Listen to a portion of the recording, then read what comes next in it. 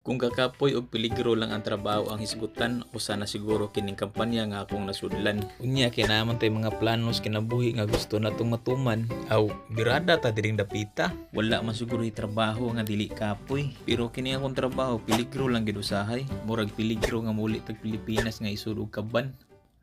Mayong adlaw mga bay, ako day si Jewel usa ka bisang ipis factory worker nga trabaho diri sa South Korea. Birada ta diring dapita. Karon mga bay biyahe dita Incheon. Ang Incheon usa sa mga dakong syudad diri sa South Korea. Maintenance ng buta og boiler mao man ni usa sa trabaho nato nga nasudlan nato diri sa South Korea. Mao niya nakanindot sa akong trabaho kay biyahe makaadto kog laing lugar. Gamay na lang kuwang nga malibot na ko ang tibuok South Korea. Unya naka-comment si kabayan katong pagsaka nato da sa ibabaw sa tangke. Unya i-upload na to sa Reels. Shout out nga pala sa iyo kabayan. So ningon di si kabayan nga walang safety harness.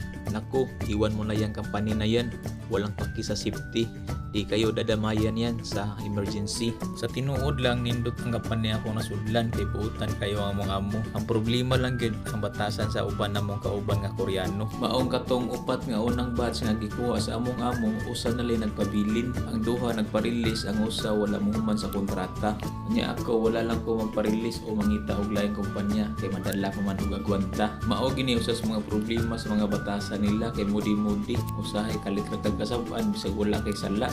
Labi nagma-pressure sila sa ilang trabaho, ikaw dayon ang ilang pakungawan. Nya unsaon ta man lang yaw ra man ta silang nasod. So utong lang kita kutob sa atong makaya. Pwede ba ako mobalhin pod og laing kumpanya pero wala lang jud ko mobalhin. Kay usa sad sa nagustuhan ako sa among kumpanya, nindot og accommodation. 5 ka kada tuig sila pa imong nimo nga ikaw pabakasyonon, libre ticket unya with fee pa. Unya sa usa ka tuig kaduha mo hatag og bonus. Lunes to Sabado libre mi kaon, buntag udto og hapon. Unya libre po may balay, wifi, tubig ug sabon. Mao nga among sweldo wala na mi laing una-unaon. Tax og insurance na lang ang among deduction. Unya og makaduha na kag kontrata diri o mo gitawag nga masincere ka sa company, dili na i-base rate ang imong sweldo.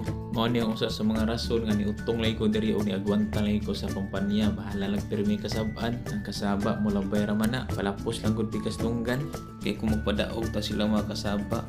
Aw pildi jud ta basta dili lang manapat aw kumbate ra. So karon kay mao din among gitrabaho nagpremyaning tangke sa boiler tungod sa naay gidugayon murag gikaon na ang taya sa ilaw. So mao ay hinungdan nga nagleaking siya. Nya diha gigray na lang ang bowl sa kauban ng Koreano kay among gitangtang ganin na dili jud matangtang perting gahiya. So mao na siya ang permero kong partner kung naami maintenance. Purot akong biliba na niya, kalagot na lin habilin.